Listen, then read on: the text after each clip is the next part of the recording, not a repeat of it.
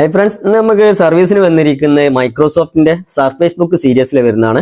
അപ്പോൾ 1796 ആണ് ഇതിന്റെ മോഡൽ നമ്പർ വരുന്നത്. അപ്പോൾ ഇതിന്റെ കസ്റ്റമർ കംപ്ലൈന്റ് എന്താ കസ്റ്റമർ പറയുന്നത്, ഇത് ലൈറ്റ് ആയിട്ട് ഡിസ്പ്ലേ കാണുന്നുണ്ട്, അഥവാ ഡിം ഡിസ്പ്ലേ ആയിട്ട് നമുക്ക് മനസ്സിലാകുന്നത്. പക്ഷെ നമ്മൾ ചെക്ക് ചെയ്യുന്ന സമയത്ത് നമുക്ക് ഡിം ഡിസ്പ്ലേ ആയതുകൊണ്ട് തന്നെ നമ്മൾ നേരെ പോയത് ഈ ഡിസ്പ്ലേയുടെ കണ്ടന്റിന്റെ ഭാഗത്തേക്ക് പോയത്. അപ്പൊ ഡിസ്പ്ലേന്റെ കണ്ടന്റിന്റെ ഭാഗത്തേക്ക് പോകുന്ന സമയത്ത് നമുക്ക് മനസ്സിലാകുന്നത് ഈ ഫിസിക്കലി ഡാമേജ് കാണുന്നുണ്ട്. ഈ ഫിൽറ്ററിങ് കാണുമ്പോൾ തന്നെ നിങ്ങൾക്ക് മനസ്സിലാകുന്നുണ്ടാവും, ചെറിയ ലീക്കേജ് ആയിട്ട് കാണിക്കുന്നുണ്ട്. ഈ ലാപ്ടോപ്പ് എങ്ങനെയാ വെച്ചാൽ ഇതിൽ അത്രയും നല്ല പെർഫെക്റ്റ് ആയിട്ടാണ് ഇതിന്റെ പാക്കിംഗ് വരുന്നത്. അപ്പോൾ ഡിസ്പ്ലേന്റെ നേരെ അടിഭാഗത്താണ് ഇതിന്റെ ബോർഡ് കാര്യങ്ങളൊക്കെ വരുന്നത്. ഇത് എടുക്കുന്ന സമയത്ത് കുറച്ച് ശ്രദ്ധിക്കണം എന്ന് മാത്രം. അതേമാതിരി തന്നെ ഡിസ്പ്ലേന്റെ കണ്ടന്റിന്റെ ഭാഗത്തേക്ക് നമ്മൾ പോകുന്നുണ്ടെങ്കിൽ ഇതേമാതിരി തന്നെ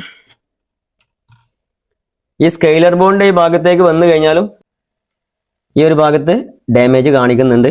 സെയിം സൈഡ് തന്നെയാണ് ഈ പിന്ന് ഡാമേജ് ആയി കാണുന്നത്. അപ്പോൾ അവിടെ ഒരു പ്രഷറിങ് നടന്നിരിക്കുന്നത്.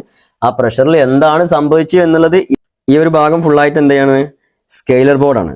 അപ്പൊ സ്കെയിലർ ബോർഡ് നമുക്ക് റിപ്പയർ ചെയ്തിട്ട് നോക്കേണ്ടി വരും. റിപ്പയർ ചെയ്യാന്നുണ്ടെങ്കിൽ കോമ്പണൻസും കാര്യങ്ങളൊക്കെ ആയിട്ട് മാർക്കറ്റിൽ അവൈലബിൾ ലഭ്യത കുറവാണ്. എന്നിരുന്നാലും നമുക്ക് എന്ത് ചെയ്യാം, അത് ടാസ്ക് എടുത്തിട്ട് ഇത് നമുക്ക് ശരിക്കും ആക്ച്വലി നമ്മൾ ചെയ്യേണ്ടത് ഡിസ്പ്ലേ റീപ്ലേസ് ആണ് വേണ്ടത്. ഡിസ്പ്ലേ റീപ്ലേസ് ചെയ്യാന്നുള്ളത് കോസ്റ്റ്ലിയാണ്. അപ്പൊ നമുക്ക് ഈ സ്കെയിലർ ബോർഡ് എന്ത് ചെയ്യാം, റിപ്പയർ ചെയ്ത് നോക്കി ട്രൈ ചെയ്ത് നോക്കാം. ഓക്കെ, നെക്സ്റ്റ് ഒരു വീഡിയോയുമായിട്ട് നമുക്ക് വീണ്ടും കാണാം.